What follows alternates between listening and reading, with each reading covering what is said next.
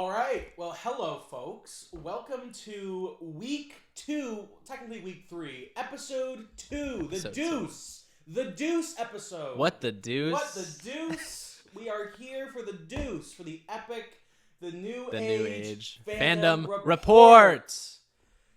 I never thought we'd get here. I know, me neither. I've always had my doubts. This is huge. Mostly about me. I have my own issues, but it's okay. But just like Ezra Miller, you've worked through them. I've worked through my issues, and I've made it here. Yeah. To week 2, our reshoots. Reshoots because last week we didn't record this on a camera. No. We looked at a camera. We looked at one. There was supposed to be video. There was a camera that we were looking at for approximately 2 hours. And then, what is it? Right after it ended, we look at it and there's nothing. Yeah, so. We looked at it. The camera, we looked at it one more time. And then we said, shit. Well, we goofed it. We goofed it. Possibly the best goof I've ever pulled. I think it's really funny. No, really good. But this week... This week there's video. Wouldn't it be really funny if it turns out it's still not recording and then like in the audio it just says, this week there's video. And there's still not. If this week there's no video and there's a red light on my camera, it means I need to return my several $1,000 camera. I think it's over. Not to flex, but it was a poor investment. I am terrible with my money. So yes, last week radio. This week, what if this week we do just black and white? Just black and white, just like an Oppenheimer. Well, just like thinking. Week 1 is radio. Week 2 black and white. Week 3 in color. Week 4, I don't know. We make it in the Apple Pro Vision Pro. Or whatever. week 5 Chat GPT. Chat GPT. Week 6 we inject a little bit of ourselves into you, and there's. We come through the TV like in Fat Albert. Like in Fat Albert. Not like, The Ring, but like Fat Albert. No, like Fat Albert. Yeah. Cinematic experience. Yeah, well, welcome, folks. We are very excited to be here this week. I know I am. Luke, how are you doing? I'm not. Luke is so excited. I'm pretty excited. Luke was saying to me today that his energy is a little mellow today, but that's okay. It just means that he can really get little...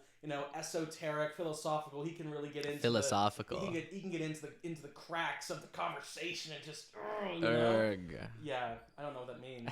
I'm actually a little worried. I can get into the cracks. Guys, I think this might be a Pornhub exclusive.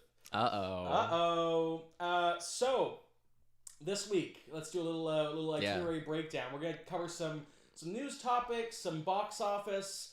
Sort of look at how some things have been tracking the past couple of weeks, how they're going to be tracking into the next couple of weeks coming up.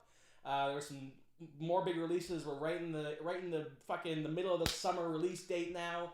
And, everything's coming out. Everything's coming. Everything. Ezra Miller is coming for you. For and you. Your infant.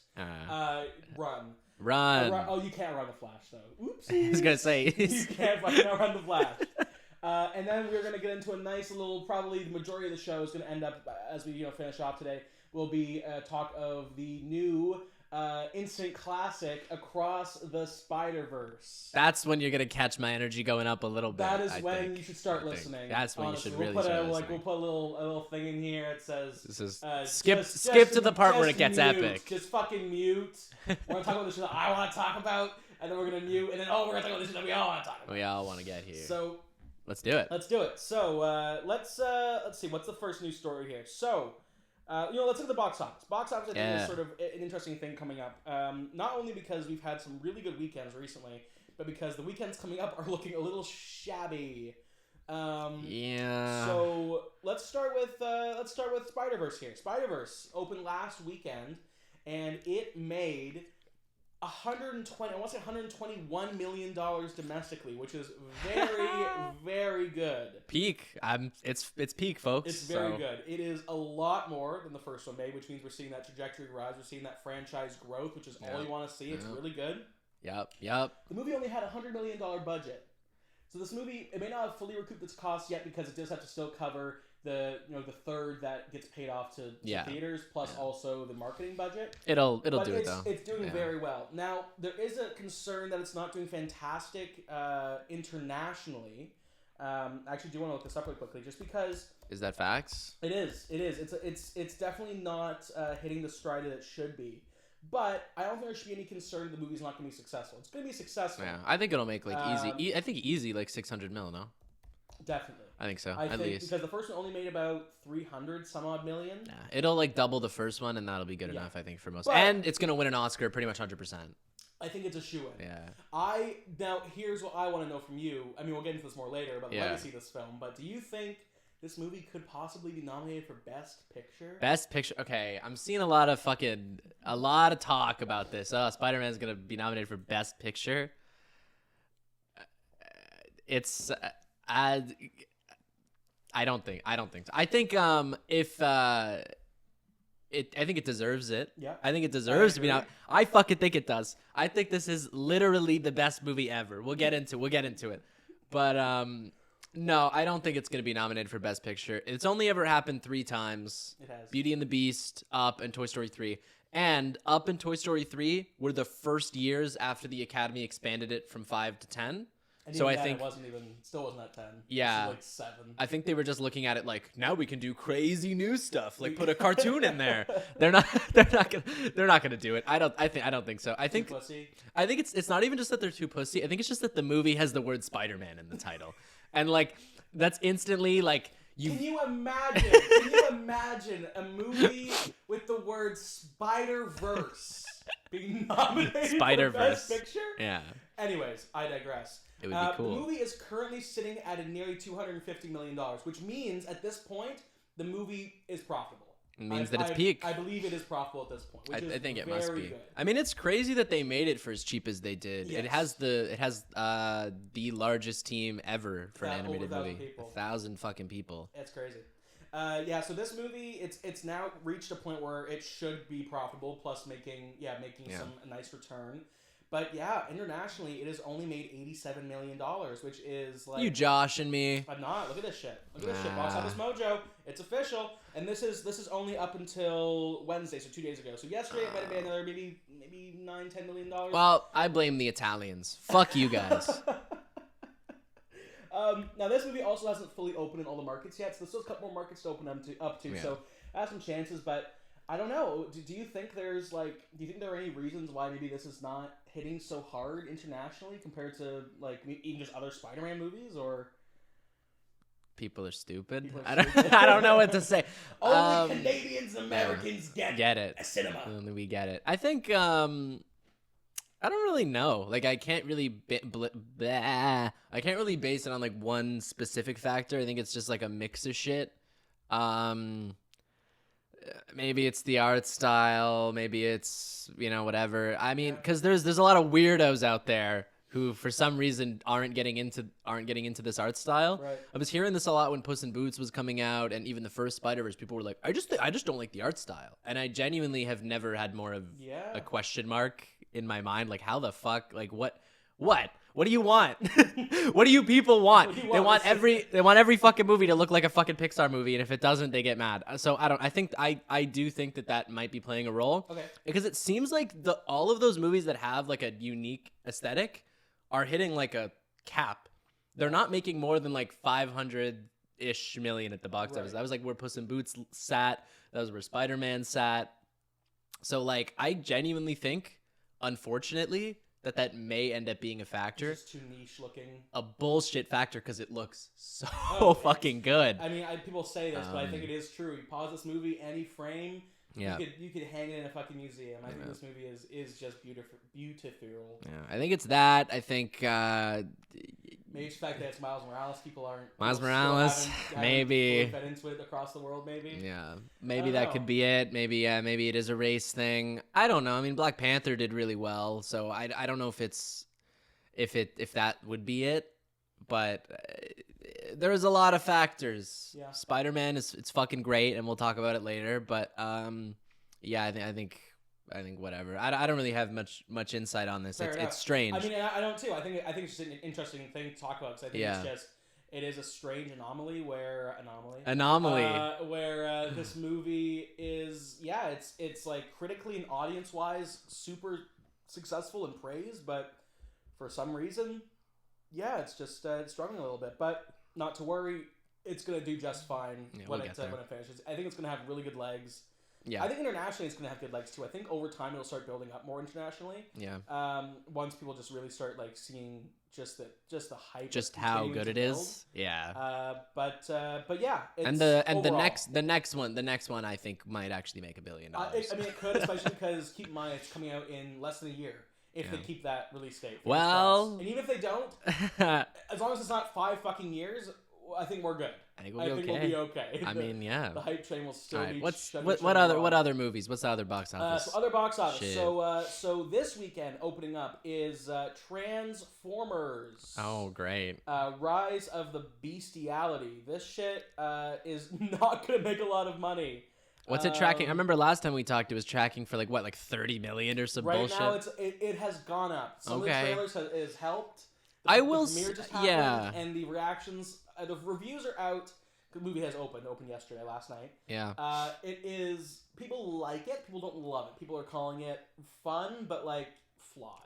I mean, were we expecting a masterpiece, Ben? I think I was expecting it to be hopefully as good as Bumblebee, which I think was a really solid movie. Yeah, I've heard this. And apparently this movie is quite good. It's not as good as Bumblebee, but apparently it's leaps and bounds better than the majority of Michael Bay films, which I mean, fine by me. I mean, I've been seeing reviews for it just because I'm curious. We almost saw it a few days ago, but then plans fell through, so we were gonna review it on this episode, and then it didn't happen. But so it's fine. We'll just pretend like we watched it. We watched it. This movie was mid as it was fuck. Mid probably. I don't know. It's gonna make its range is estimated between $46 and $56 million.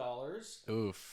Not great for a movie that is likely over $150 million budget, but again, like a Fast X, which has seemingly very nearly made profit, this movie, which has spent a lot less money than Fast X did, will very likely break even because of the international markets. This is a movie that is going to fucking destroy internationally. Well, that's all Transformers movies. Let's see it. I'll believe it when I see it, Ben. Well, listen, by the time we come to our next episode, we will know definitively this movie was a financial success, just across the board or not.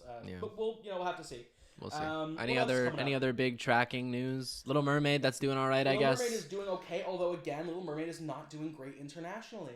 Yeah, I don't know. I mean, here's what I think it might even be, because again, I'm seeing a lot of people trying to blame it on race and stuff. Yeah. I don't think that that's the case this time. I think really what it is just like international markets just don't fucking give a shit about this. Like I think they just are fully like done with like American bullshit. Maybe. And like they'll watch American movies if they're actually fucking good, but I think they're smarter than us. and they're catching on to these plays. Turns out it wasn't about race. They're smarter than us. Yeah. Luke, no. Oh, that wasn't what I meant. I meant because the movie sucks, not because that. She's the best part of the movie. She is the best part of the movie. She is the best part of the movie. Want to make that very clear. Very clear. I really just think that they're sick of just getting spoon-fed the same like American garbage over and over again, and they're like, why the fuck am I gonna watch this? I think Spider-Man might have even fell victim to that a little bit, but maybe a little bit. Maybe a little bit. But that's okay. It's okay. It's They'll still see. A great fucking movie. It's still the best movie ever. So. So the other thing that I wanted to talk about, which we touched the last episode, is Indiana Jones 5. Battle of Destiny. Shut up! I'm not disabling my ad blocker. Get out of here. I heard this lower than Crystal Skull. It's tracking for. And listen, oh my god! It's not surprising considering Crystal Skull was like the first Indiana Jones movie since the original trilogy, and it was this huge blockbuster event. And I mean, I'm sure part of the fact that this movie's tracking lower is post-pandemic. Yeah. Crystal Skull was not a good movie, and that's not helping. But it doesn't help this movie is not getting great reviews. Well, I think they fucked up because, I mean, I'm hearing now that, like, some early screenings have happened for people who are, like, I saw a tweet the other day that called them Funko critics, and I thought that was that was really funny. I mean, I guess we're kind of Funko critics. I got the Funko Pops. But yeah, and they said, like, they screened for some of the Funko critics, and they're all fucking loving it. Well, of course they do. They're Funko critics. So I'm sort of thinking, like, it was probably a mistake to do Cannes first. They should have just done, like, early Scrimblow Bimblow Funko Pop screenings. Same people that they screened Ant-Man and the Wasp. For. And then, you would have got the fucking sucking it off early reviews, and then people would have been like, wow, it must be good. Movie ever. Yeah. I'm just worried. I mean, I haven't even seen Crystal Skull. I'm still gonna go see this. You haven't seen Crystal Skull? No, I haven't. I saw the first 3. I think keep avoiding it. I don't think it exists in the canon. I don't think aliens should be in Indiana Jones, which is fine by me. I think it's funny. I think it's funny that they added aliens, so that's why I want to see. Okay. I want to see what they did. I want to see how they justify that. I want to see what they did. What did you do, Steven Spielberg? What did you do? So I'm probably gonna check it out before this one, just to see where we are. Well, I have it on 4K, so. Oh, really? Okay, cool. And maybe we'll do that. I have it on 4K, but I definitely have it. What else is there? So that's box office. I mean, things looking good. The box office recovery. It's still, we haven't returned to what we were pre-pandemic, but things are doing pretty well. Here's another news story that I wanted to talk about. Something that you probably are pretty interested in. Sort of the changes up at Pixar. Oh my God, guys! Okay, now you're gonna catch me getting a little into it for a second. I'm gonna try to keep it brief, but this shit is crazy. So, very recently, Pixar laid off a bunch of his 75 employees, including the director of Lightyear, Angus MacLane, and the woman who saved Toy Story 2, Galen Sussman. So for those of you who don't know this story, very briefly, Toy Story 2 was almost completely deleted in the middle of production. And this lady, who was on, I think, maternity leave at the time, and she was working on it from home, she had a copy saved at her house. And there's this famous story of the Pixar brain trust grabbing it and putting it in a car and wrapping it in blankets and shit and driving it back to the studio. And it's this just goes to show you that there is no loyalty in Hollywood. Without this woman, Pixar as a company probably would not exist in the form that we know it today. No, there's no way. Because much as people love Toy Story 2 as well, just the fact that they were able to make a successful sequel that led to Toy Story 3, I believe $1 billion movie. Yeah. Without her, I don't think the company would be on the same trajectory as now. I mean, maybe the trajectory would be different, maybe better. Who knows? Maybe. Regardless, it's because Toy Story 2 was gonna go straight to video. They had so many production issues. Disney almost fucking canned it. They almost took them off it. They did so much shit. So if that had happened, one more fuck up, I genuinely think Disney would have just said fuck you. We're just gonna do it without you. Yeah. That's what I think. What are your thoughts about sort of the state of Pixar? Do you think they're in they're trouble? fucked. They're fucked. Yeah. I genuinely think Pixar as we know it, the days are numbered. You think so? I actually, and this is my doomer prediction. I seriously think that Pixar is done soon. Not done, but they are a sequel farm now. Pretty much for sure. Maybe. Because and through no fault of their own, really. I think Disney just puts a lot of unnecessary bullshit restrictions on them. That buyout fucked them forever. I think I said this on the last episode. They got bought up by Disney. They've been fucked since then. But yeah, man, I think they're fucked. I think this is the death knell of the studio. I mean, they didn't fire Pete Docter, which that's good. I'm sure that's just because he's got a good relationship with Papa Iger. Right. Same with Kevin Feige and stuff. Those their jobs are safe. I mean, they still haven't fired Kathleen Kennedy. So I think Pete Docter's probably gonna be okay. I think people have said this for years about Kathleen Kennedy. I think hopefully when her next contract goes through, that's just gonna be the end. Yeah. I really hope they don't renew because. But I mean, again, but even then, say what you will about Kathleen Kennedy, but consistently, other than Solo, she was releasing billion-dollar movies under her watch. I mean, hey, they went lower, they were higher, and then they kept getting worse. But the profits are still there. All three of those were over $1 billion. So you know what, Pixar can't say that. No, Pixar has they've been dropping. They've been dropping. And this is coming from a defender of most of modern Pixar stuff. There's none of their new movies I've outright hated. I don't think I've ever completely hated a Pixar movie. They're all at least redeemable in some way. But I think that the general public is fucking sick of it. They think you know what I mean? We'll watch it on Disney Plus in a month. We'll see how it goes. Mm-hmm. And all of their movies are just kind of feeling they're not. I don't know. I literally don't know what it is and the greatest philosophers of our time have been discussing this for months on Twitter, and nobody has come to a conclusion. And honestly, I'm not there either. I still have no fucking idea what it is that they're doing that's just not like hitting the cultural zeitgeist in the same way that it was. Yeah. But no, I think they're fucked. I think Pixar's totally fucked. Disney's gonna fucking pull everything after. And this is the one, man. Elemental. This movie's gonna bomb. And then you're gonna see, and you're gonna see more heads start to roll, yeah. And then you're gonna see Toy Story 5. No, you know pushed what? up. You know what? Say what you will. I think we can predict all we want about the downfall of Pixar. Just you wait until Pixar 5. It's gonna save the world. Toy Story 5. Pixar 5. Pixar 5. We are in Pixar Phase 5. Toy Story 5. Toy Story 5. I think, Toy Story 5. There still has not been an Incredibles 3 confirmation. That's because Brad Bird's doing some shit over with John Lasseter. Did you know that? He's working with him at Skydance. He's doing a movie for him over there. Nice to know where Brad Bird's allegiances lie, I guess. Nice to know that Brad Bird has morals. Yeah. That's fucked. I mean, I don't know. After Incredibles 2, I'm sort of like, I've lost my faith in him a little bit. Did you see Tomorrowland? I didn't see Tomorrowland. Watch Tomorrowland, folks. Cool. Just watch it. It's I mean, I don't know. I think that's how we're really gonna know that they're fucked. Is if I see Incredibles 3,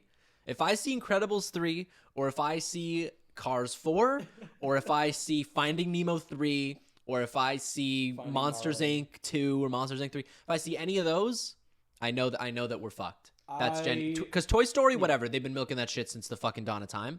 But the second you start to see more Nemos, and you see that, it's like, oh boy. Once Nemo gets fucking, his wife gets eaten. Yeah, Nemo's wife now. And did you know? No, never mind. I'm not gonna. No. Let's go. Let's talk about it. I was gonna say the original plot for Finding Nemo 2 was that there was another son that lived. Oh my god.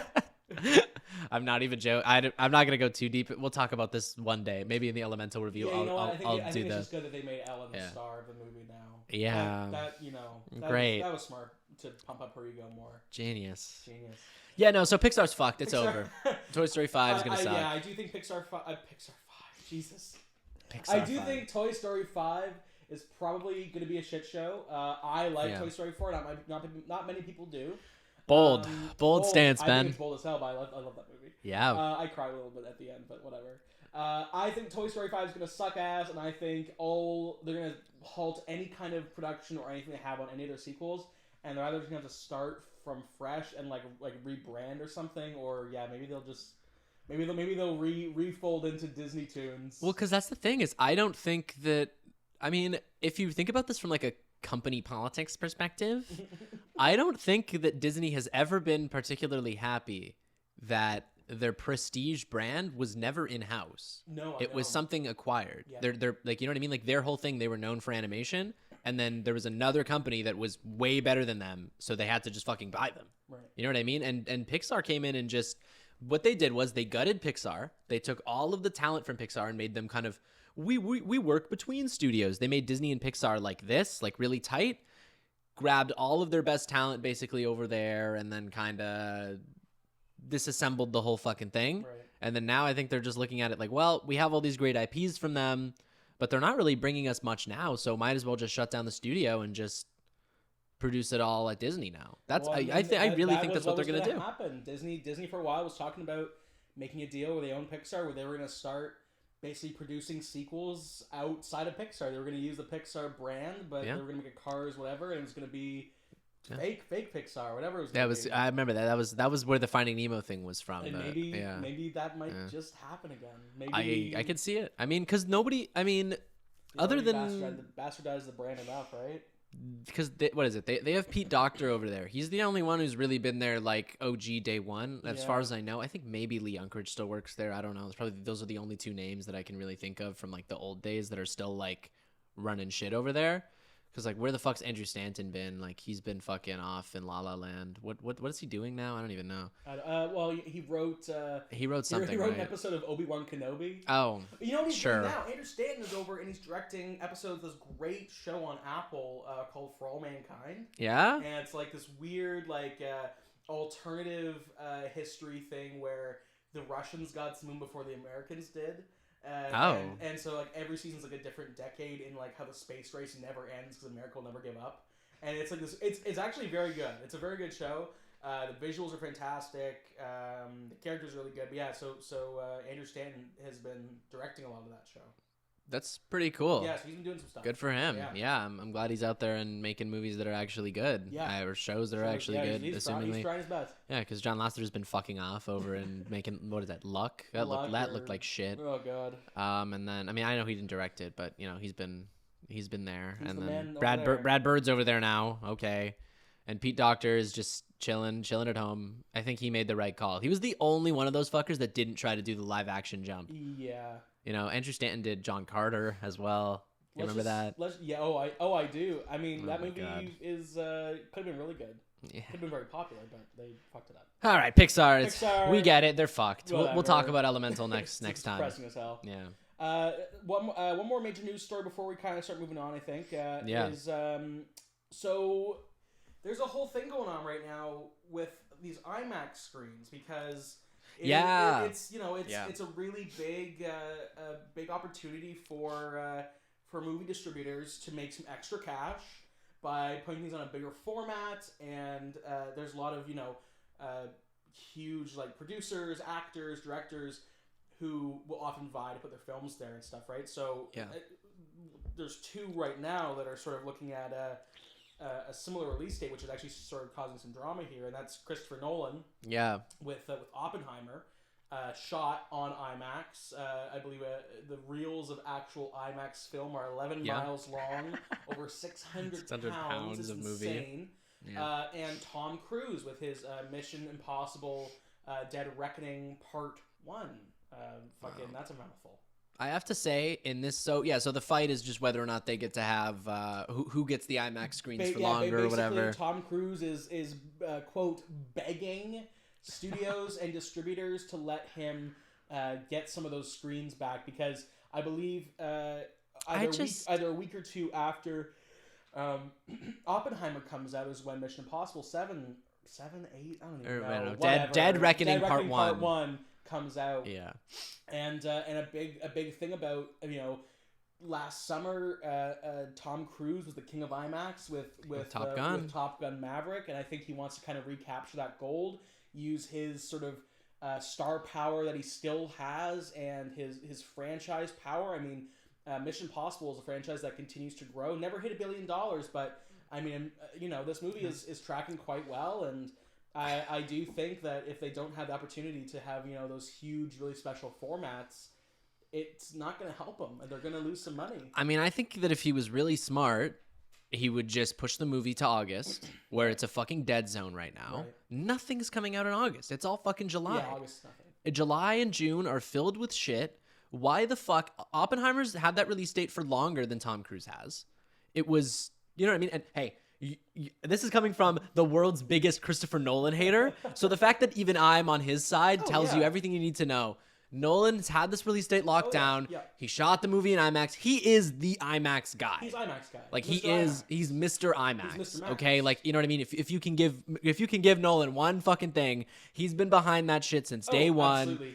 He's like the reason because of the Dark Knight trilogy that IMAX has become such usable for so many people. He the first guy to make black and white IMAX to make that happen. Yeah. And without him, it wouldn't be an actual popular thing. It would just be those IMAX screens and fucking museums showing fish and whatever else on the curved screen. No, right? he saw the vision. He has the juice. He has the sauce. He has the juice. And he fucking crushed it, man. And then you get Tom Cruise in here trying to fucking put his stupid Mission Impossible movie. I'm sure it's gonna be good. I'm sure it's gonna be fine. Like, I'm sure it's gonna be a good movie. Yeah.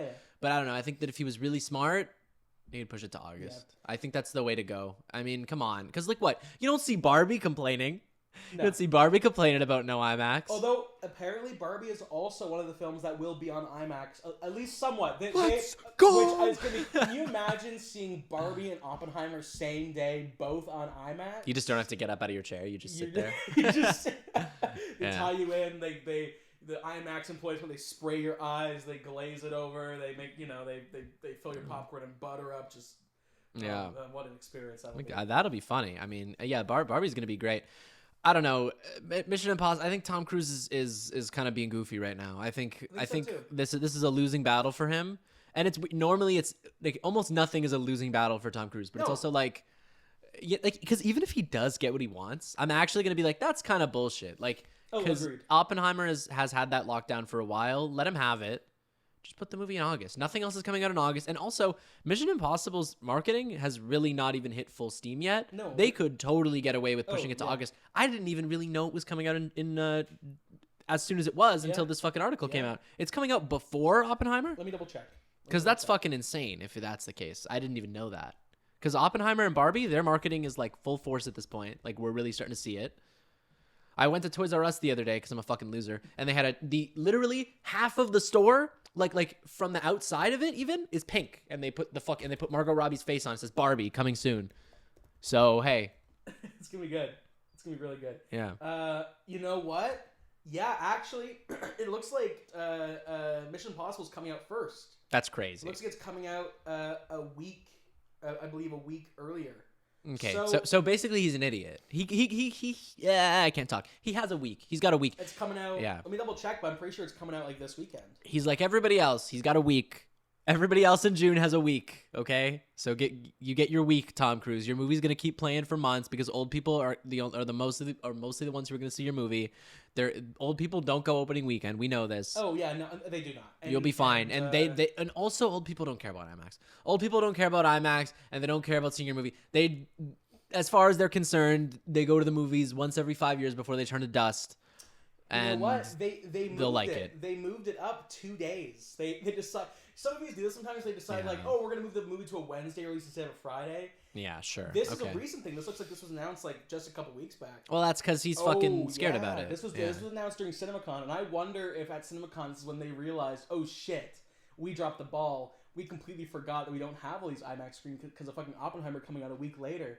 So I wonder if that push was just because, oh, we got to capitalize. We got to give us a couple extra days as we can because they can get like a 9-day. Yeah. They're gonna camp out in IMAX and they're gonna try to milk it for as much as they can before they lose all those screens. I think their problem really is, I mean, other than shit timing, the big problem that they're having right now is just like the lack of premium screens. I think movie theaters need to start investing in bigger screens because I think so too. You go to see a movie because recently I've pretty much exclusively just been seeing movies in IMAX because I'm like, I go to see this movie and I'm like, this is shit. Like it's better than watching at home, kind of.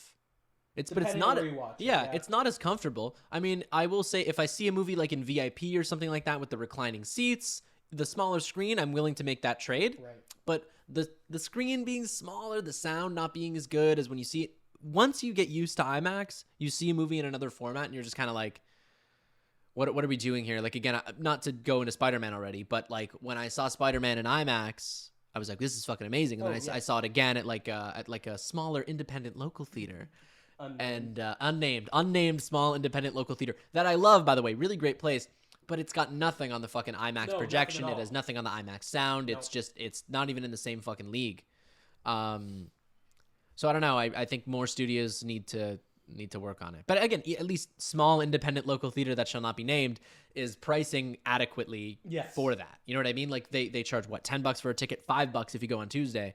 But fucking if you see a movie at Cineplex, which is the big Canadian chain, corporation, even their shittiest fucking theater, they're still gouging. It's like what is it, like 13, 14 bucks? You know what I mean? I mean, I know it's only $3 more, but it makes a difference. It's fine, but you know, it's better than watching it at home, I guess. But like, more theaters just need to have IMAX, to be honest with you. I agree with that. And I think that's partially why there's like the rise in like the Dolby, the AVX and all that, which is also pretty good. AVX is pretty good. It's pretty good. But you know what? Yeah, I kind of agree with you. I do think there needs to be more IMAX. Also, I mean, I honestly, for an IMAX experience, I've had so many just fantastic experiences in IMAX. What movie I watched, this was, I guess, 2 years ago now, Dune. The first Dune was one of the most insane IMAX experiences I've ever had. Dunkirk was crazy, another Christopher Nolan movie. It is worth, for that format, that sound, the experience, I think it's worth paying like, what, $20 now for it. Yeah. In my opinion, it's worth it. Maybe, you know, we are, you know, Funko film fans. Yeah. We are not. We are Funko critics. We are Funko critics. We are not, you know, necessarily the general public, but I've been to so many IMAX screenings where the huge fucking auditorium is jam fucking packed. Even in the middle of the pandemic, seeing No Way Home, the movie was jam packed. Like, yeah, in IMAX, I saw that shit in IMAX. It was worth it. Full. It's so worth it. Yeah. It's just a different beast. Like the screen is way bigger, the sound is way bigger, everything's bigger. Everything's bigger. And it's just, if I'm gonna get off my ass and go to the movie theater at this point, it's got to be worth it. It's got to be worth it. I mean, I used to be the guy going to the movie theater every fucking day. I mean, I still kind of am, but like right now you are. Right now I am. We'll get into that, but yeah, now I'm. It's harder to get me to go if it's not like a premium IMAX kind of movie. It's not going to play on IMAX. Like I remember when we saw even Little Mermaid and they said we're not going to show it in IMAX. I was kind of like, oh, that's disappointing. Yeah, and it was like fine in Ultra AVX. Yeah, we got free tickets back, so I was like chill. But it was fine in the AVX format. Like it was still good. Yeah. But yeah, I would prefer to see it. I would prefer to see every movie in IMAX, basically, if I could. If it's possible, for sure. But yeah, so I think when it comes down to it, the whole Tom Cruise, Christopher Nolan thing, I think right now it's a battle of bad timing and egos a little bit. But I mean, I don't think Tom Cruise has many legs to stand on, even though he's very short and he, I was trying to make a short joke there. I don't think Tom Cruise has an apple box to stand on. There you go. There you go. It came through. You got it. Finally, I should have let that cook a little longer, but it's okay. And we'll see. We'll see how it plays out. If all of a sudden, Oppenheimer makes a lot of money, which I don't think it's gonna make that much money, but I think the reason it'll do well. I think honestly, Oppenheimer, like Christopher Nolan movies, they usually make quite a bit of money, but it's also like it's a 3-hour movie. It's not it's not a superhero movie. It's not Interstellar. It's not Dark Knight Rises. Whatever, right? So I think that he probably needs IMAX to turn a profit because he needs that premium format. I don't think Tom Cruise does. Tom Cruise doesn't need it. He'll be fine. He has that franchise. I do think that if for some reason Dead Reckoning Part 1 fails, it will not be because of Christopher Nolan or the lack of IMAX screens. No. It'll be some other issue that, will come to light. Well, because Mission Impossible, because they're both spectacle movies. Oh, absolutely. But Oppenheimer is a spectacle movie in terms of, like, the visual presentation of the movie, like how much, the composition of the frame or whatever, you know what I mean? Yes. And, like, the visual beauty of it on an IMAX camera. Yeah. But Dead Reckoning is a spectacle film in that, oh wow, I can't believe Tom Cruise is doing that. Jumping off a fucking cliff. And I don't need to see it in IMAX to get that. I can watch it at home and get that. Yeah. And just get, oh my god, I can't believe he actually jumped out of a fucking plane. AVX. It'll look great on any fucking screen you put it on, right? Yeah. But Oppenheimer, like, it's specifically for IMAX. Maybe Dead Reckoning is too. I don't know. But like, I think Oppenheimer has the claim. They stuck their flag in the ground before, so like, Tom Cruise, you can fuck off. You'll be fine. You'll be okay. You'll be okay. You'll be okay, honey. You're just Church of Scientology. They'll protect you. You're like the only movie star left. You're gonna be fine. You're gonna be okay. Yeah, they'll cast him and shit. And let's talk about before we move into Spider-Man talk and fully into it. Let's talk about one last news story of the day. Yay! Something that is super cool, just really exciting, and I think I'm sure this is not something that happens every day, but we found out recently that a 14-year-old, a kid, a fucking child, worked on the animation for Spider-Man Across the Spiderverse. Yeah. I guess minor spoilers. Minor.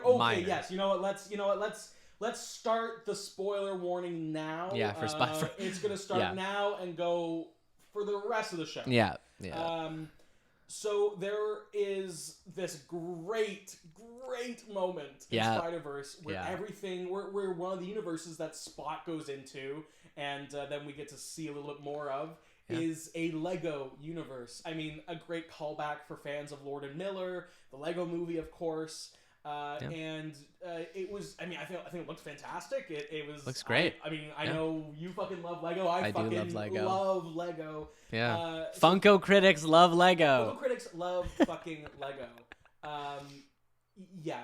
So apparently, it came out after it became not spoiler, more public knowledge that a 14-year-old worked on this. I don't know, to what extent he did this whole scene or not or whatever. Yeah. But there was basically this kid. What's his name? A kid from Toronto. So what? Are you serious? Local hero. I didn't know he was from Toronto. Preston Mutonga. Yeah, Preston. I don't know, fucking cool kid over here. Cool kid. That's awesome. He recreated the film's trailer a few months back out of Lego.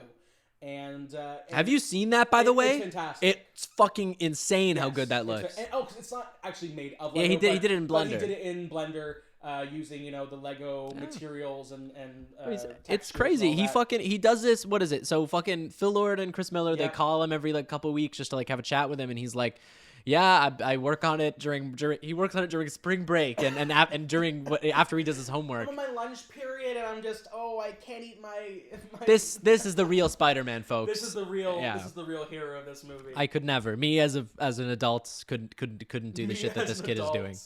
But it's really impressive. Really impressive, really cool. So super awesome I for think this kid. Fucking congrats to this kid, and maybe a career to watch. If he's this innovative and this much of a go-getter, making these things at this age and using the tools at hand here. Blender is a software that anyone can get now. It's expensive, but anyone who wants to can get it. No, Blender's free. Is it actually free? Yeah, it's literally free. Okay, well, Blender's free, but the computing hardware that you need, that's what's to actually render crazy shit. Yeah. I mean, you can run basic stuff, but still, it's still impressive that he's doing. I mean, to do it is fucking insane. The amount of work you have to put into it is fucking crazy. It's Pride Month, and Preston, I'm proud of you. I'm proud of you, Preston. We're all proud of you. This is cool as fuck. But just because you're epic. Just because you're epic, and this is fucking cool. Yeah, it's one of the coolest scenes of the movie. Just a cute little moment. I think that's just some cute little really nice happy news, Because in the world of strikes and it's all everyone's on strike and terrible and everyone's getting fired. Every movie sucks. No one has IMAX screens. It's good to hear of this strange world where a 14-year-old is working for a huge motion picture. Although. Is that even allowed? Yeah, I don't really know. 16? Hey, I don't know the legality of it, but hey, it looks cool. It looks cool, and he seems happy about it, and everyone's happy about it. Let's get him on the unions. This kid's fucking awesome. Get him on the union. And so, finishing off our news stories here, let's get into our big Spider-Boy, Spider-Man, Spider suck-off fucking epic discussion here. Here we go. Now we're talking, Ben. So, Luke. Yeah. Have you been to the movies this past week? Yes, I have, Ben. I have. Did you see what movie did you see in theaters this week? I saw Spider-Man Into the Spider-Verse. Across.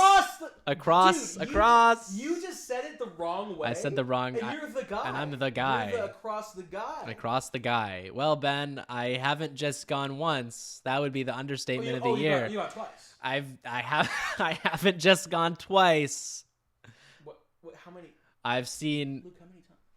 Folks at home, the film is peak, and I have seen it 6 times. 6. I have seen it 6 times. Goddamn times. Now, let's not. 2 of those were on the same day, for the record.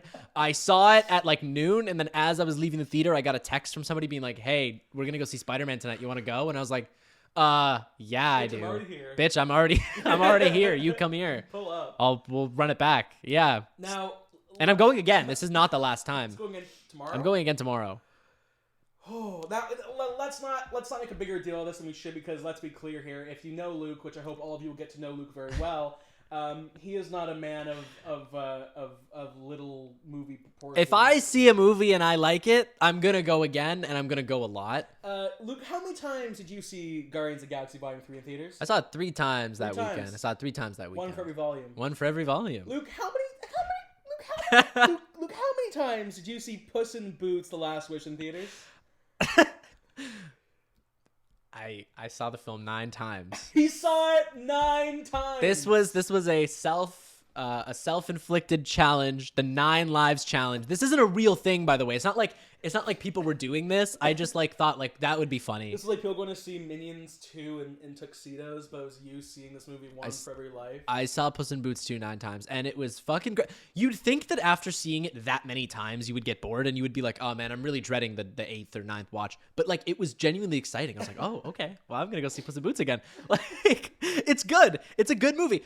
Did I tell you, Ben, that I've determined that mathematically speaking, the best movie of all time, I think, would be Puss in Boots 2. If you were to combine, all of the... No, for real, if you really think about it, what do you want out of a movie? You want... You know what I mean? You want action. You want mystery. You want romance. You want family. You want, every single thing that you would want in a movie is in Puss in Boots 2, and it has it in spades. It's genuinely like I think in contention for the greatest screenplay of all time. I would make that argument.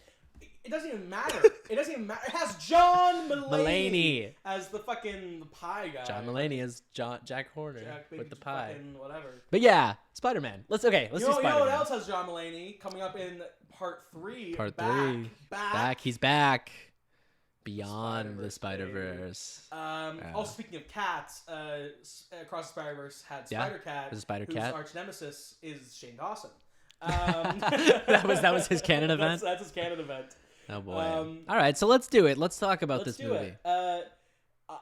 First of all, I want to know, I mean, are you a big Spider-Man guy? Are you... Yeah, I mean, that's the thing, right? As you'd think, as someone who fucking loves these movies, I'd be like a huge Spider-Man fan. I'm kind of not. Okay. I think, I mean, honestly, because that's the thing is, like, I got really into comic book movies. I got really into, like, superheroes and stuff with the MCU and all this shit, but, like, I was never a superhero kid.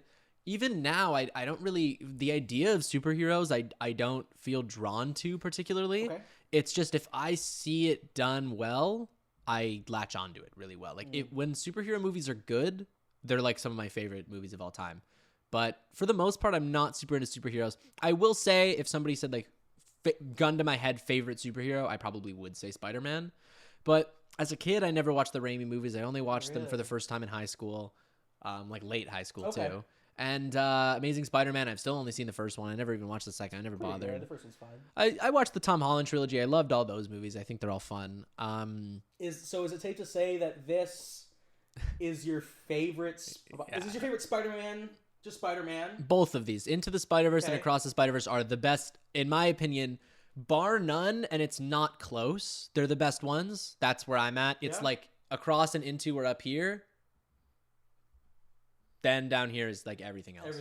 And they're as far like compared to them, they're all the same quality level to me. Like it's these are on a whole other league for me. I'm a big animation guy. I love this shit. Right. I'm sure that adds to it for you. It adds to it for me because honestly, there's so much you can't do. There's so much you can do here. Yeah. That just makes it so much better. They cooked, man. It's peak. I don't know what to say because I genuinely believe this is my earnest, genuine opinion that this is visually the nicest looking film I've ever seen in my entire life. I think I would definitely agree with you if I had not been a fucking moron and decided to wear contacts to the movie. And to be clear, my vision's not terrible, but like in a movie theater with not the greatest projection quality, like where it's not super bright. At our local theater, which is where I've seen it, the only place I've seen it. I want to see it again because I need to see it again for multiple reasons. For better sound mix. I want to pick up on all the things I can, and I want to see this movie at its best. Like I want to see it the brightest, clearest, biggest screen I can, like the IMAX or whatever. I think it might be your last chance. Seems like Transformers is taking over. An IMAX? Yeah, that's what I heard. That movie's gonna fucking fail. I hope it bombs and they just put Spider-Man back on. I think Transformers is gonna be in IMAX for maybe a weekend or two, but I do think Spider-Verse will stay and be there like at least once a day and come back as the major for a little bit before all the other movies. It looks so good. It looks. I mean, it looked really good, even not completely sharp and pretty dim. So yeah, this movie is visually gorgeous.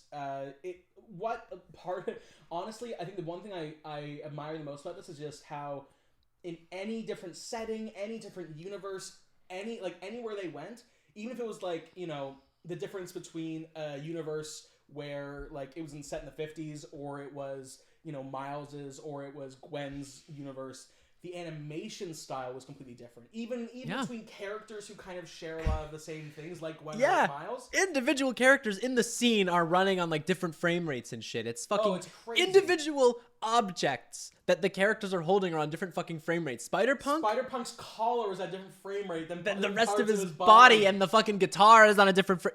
It's peak. It's peak, man. The movie's peak. It's peak as hell. It's peak. It's literally I don't know. There's nitty gritty small things you could say. Again, I think the only objective problem that I can say that this movie has is that the sound mix is fucking actually shit. And I will stand by that, even though this is spoiler alert, one of my favorite movies of all time at this point. That sound mix is shit. But They're patching it. They're patching it. They're gonna fucking patch it. They're patching a movie. They're doing the DLC. That's what I heard. Apparently today, movie theaters are supposed to be getting an updated sound mix for the movie. I will be going tomorrow. So if they end up, maybe they still need time to get it ready or whatever. But fuck that, no, they don't. I think tomorrow they'll by tomorrow. If not tonight, tomorrow for sure. They should have it up and running. So I'll see it. I'll let you. I'll be back on the show. I'll let you know if they actually fixed it or not. Did you know they did that shit with Cats? The Cats movie? They did. They updated the visual effects because of how bad it was. Yeah, they patched the Cats, movie. Yeah. No, I mean, that's the thing is there's so many little nitpicks you can give. Again, the sound mix I would say is the only thing that I don't consider to be a nitpick. I think that's a real genuine it can be an issue. That's actually a problem, I think. I mean, I got through it okay, but that's also only because I've seen the movie now 6 times, and even then there's one line that Spider-Punk says that I still have no fucking clue what he's saying. Every other line in this movie I've been able to, after seeing it, I'm like, I think I get the gist of what they're saying, but that one gets me. And I already have like auditory processing issues with movies, especially like watching them at home. I always try to have subtitles on, as Ben knows. I'm the same way, yeah. So it's really difficult to get into it. And the problem is the first movie didn't have this issue. The first movie, I could hear the dialogue fine, even when shit was getting crazy. Mix, yeah. So I just honestly, for real, it's because the sound mix was all fine. I think the only issue is just the vocal track. I think if they just boost the vocal track, it's completely fine. Yeah. That's all they really have to do. And it's really just with specific characters. I think for me, it was The Spot and Spider-Punk were the two where I was sort of, especially, remember like that scene. Those of you at home, if you've seen the movie, you know the scene is when they're better if they're fucking still here. Yeah, no, seriously, go see it. Fucking run. Go see the movie. Christ. Run now. Swing over to the theater. See the movie. But in the scene where he's robbing the convenience store, and he's sort of like, I worked at Alchemex, and like you kind of hear like most of what he's saying. Right, but something's kind of bleed out a little bit. Yeah, that scene, especially Mumbattan, there's a lot of shit in that scene. That the part when like the Spot's about to do his final transformation and shit, and Hobie shows up, and like that whole part. You really got to listen. Yeah, for me it was the worst actually at the beginning with Gwen. Yeah, the music and stuff for her, and I just couldn't understand everything that she was saying. And then I got to the point where I was just like, oh my god, there's so many characters, so many jokes are happening. I don't need to hear everything that's going on. As long as I like accepted that I was just like not gonna get everything, and that was okay. Yeah. As long as I knew the main emotional tracks of all the characters and the plot, and I knew, as long as I knew that, then it was like, that's fine. I think they did a good job of making sure that you could still follow it, even if there were certain lines you couldn't catch. But I think that's an objective problem, and I really hope that this updated mix fixes it and doesn't just do like some other bullshit where they make something. Yeah, I want to be able to hear what they're fucking saying. Fix that. Fix that for the Blu-ray release, or I'll be fucking really pissed. Nice. But I do think this movie, just as a piece of art, a story, something that holds so many characters, with such a good job of giving them all like different attributes and working all together. I think this movie kind of helps to cement the point that comic book movie fatigue is kind of bullshit. It's fake. It's not real. I think it's just that people are sick of there being bad movies that are boring and not original and are just stupid and like have no emotional impact. This movie, like, it has such a great mix of emotion and like empathy between the audience and the characters. You really get to see their lives, other than just like there is such a distinct separation between how these characters live their lives in the everyday world and how their actions in their superhero world, in their other identity, the implications that those have are insane.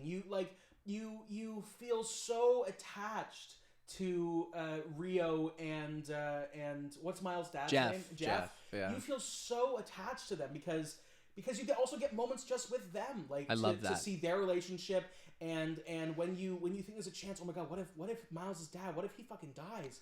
Like that stresses me the fuck out. That's I'm genuinely like sad about it. Like if he dies, I'm gonna be really sad. Yeah. But then go back to Ant-Man and the Wasp: Quantumania. Not only is there like no distinction between like their personal lives and then their superhero lives, everything's just kind of the same. Like, oh, I can lean on a wall here. I can turn to Ant-Man. I'm just all goofy and shit. It's shitty movie. Yeah. First of all, it feels like there's no impact on their personal life because it feels like the stakes are sort of more so just like risking. I don't know. It's fucking bullshit. It's stupid. It's all bullshit. It's not. I don't think it's comic book movie fatigue. I don't even know necessarily if it's. No, it is. It's bad. It's bad movie fatigue, and it's checklist movie fatigue. Yes. Nobody wants to watch a movie anymore just so that they can understand a movie later if the movie that they're watching in the moment is shit. Yeah. You know what I mean? We're done with Captain Marvels. We're done with Ant-Man and the Wasp: Quantumanias. You know what I mean? Yeah. We're only gonna fucking watch them if they're actually good in their own right. Yeah. Just because you have to see it to understand something later, people are done with it now. Yeah. They realize that they didn't need to watch the Disney Plus show to understand fucking Spider-Man No Way Home. They were fine. Yeah. So fuck it. We're not going to watch it. Fuck it. Why? Why would I watch this? Why would I watch this fucking garbage Ant-Man and the Wasp fucking 3 when it's the shittiest movie of all time and nothing happens in it other than establishing one fucking character that like we've already seen. And it's probably going to never be back. And now we might not even come back. So we'll see what happens because crimes. What's funny is, one guy does crimes and it's whatever. And then another guy does crimes and then he gets to fucking... You know what I mean? Yeah. Some people do crimes and then they get thrown off the movie. And then other people do crimes and then they get to star in $200 million blockbusters still. Oh man, one day you're going to find the crimes that we do. Oh brother, it's going to be New Age Fandom Report. New Age Fandom Report. The prison cell. Yeah, the true gay femdom report. Yeah, it's coming. It's great. I think you bring up a point that I think a lot of people actually had an issue with this movie, but I do think that there is a pretty strong rebuttal for it. And I do actually want to get into some things where I want to kind of, fight devil's advocate. Devil's advocate me, because I'm ready to go. I think it's going to be really interesting, but the one issue that I think I can't even devil's advocate for, because I don't really agree with, is that people are saying, like, this doesn't feel like a whole movie, and people are, like, saying the same shit about, all the Marvel movies where it's like, oh, it doesn't even matter what happened, it's not a full plot, it's not really a story, because it all leads to the next story. I'm like, well, not really, because I think people are like, if you leave us with a cliffhanger, it's like, oh, great, now we have to see the next one. Oh, great, this was fun, but it's like, what did it really leave us with? First of all, do you think the end of this movie is a legitimate cliffhanger, or do you think it's just the end of one story and, like, the introduction of another one? What do you think? I mean, it's a little tough to say. I think, yes, in the traditional sense, it is a cliffhanger, but I think in terms of, like, the narrative structure of the movie, I think every character pretty much has an arc, or at least Miles and Gwen have a trackable arc from beginning to end, A. And B, I think the difference between a narrative, like a satisfying cliffhanger and something that just makes you go, like, what the fuck, is if they never made Beyond the Spider-Verse. Like, let's imagine this is it. Like, the studio shuts down. Right. They never get to make the third one. Would this still be one of my favorite movies of all time? Yeah, totally would. It's not entirely resting on the other one being good. Yeah. I just was like, this movie's fucking awesome. Now I'm more excited for the next one. Right. I'm excited to see where they take it. But it's really good. It's like saying the season finale of a TV season doesn't stand on its own because you have to see season 3 to understand where it's going to, you know what I mean? No, it's still a good episode of a show. It's still a good movie. Mm-hmm. It just doesn't necessarily end in the traditional sense. It doesn't, they don't beat an external force. That's, you know what I mean? But the thing is, but they do beat some external forces. I mean, because if you really think about the whole movie, I think has two main. I think in the end has two lead characters that both go on a journey that starts from one end and goes to another. We have Gwen starting off with her hiding from her father. Hiding the fact that she's Spider-Gwen. She doesn't want to join a band. She doesn't want to join a band, and she doesn't accept the fact that she's killed her Peter, and it's all about like growing up, right? It's all about accepting that stuff. But she goes on that journey, and it's it does sort of you kind of like sidetrack her a little bit and do kind of put her on the back burner. But by the end, there is that fulfillment of she puts together her band with all the original Spider variants from the first movie, and her and her father accept each other, and she saves him by him not being the captain anymore and all this stuff, and so it's no longer her tandem event. So that story comes to a full end. That's a full arc. Comes to an end. And we also have Miles. We have him going from someone who is, you know, a bit irresponsible and can't be completely accountable, and someone who doesn't also know how to accept his full identity either. Like he doesn't, he still struggles with being Spider-Man. Yeah. But by you know, finally realizing, you know, this whole Spider Society thing, and realizing what he is there meant to do, not to in himself like become the Spider-Man everyone else wants him to become the Spider-Man he needs to be. Yeah, like that is also a full arc. Well, I think that's what it is. I mean, you see it at the beginning, and then in the end, when he tells Miguel, like he says, it's in the, you know, he says, everyone keeps telling me how my story's supposed to go. Yeah. Nah, I'm gonna do my own thing. Exactly. Yeah. And so and then he escapes the Spider Society. So like that itself is a whole story. The movie really, if you think about it, could have ended with him coming back and like it ending with him like recapping, like, oh, and now I'm gonna go fight Spot and all shit. And he's what's gonna happen next. Because in the beginning of this movie, he's so clearly obsessed with the idea of being Spider-Man. He's obsessed with these other Spider figures that he's met before, and you know, he's literally painting them everywhere. He's drawing pictures of them in their notebook. It's like he wants to be this perfect ideal of Spider-Man.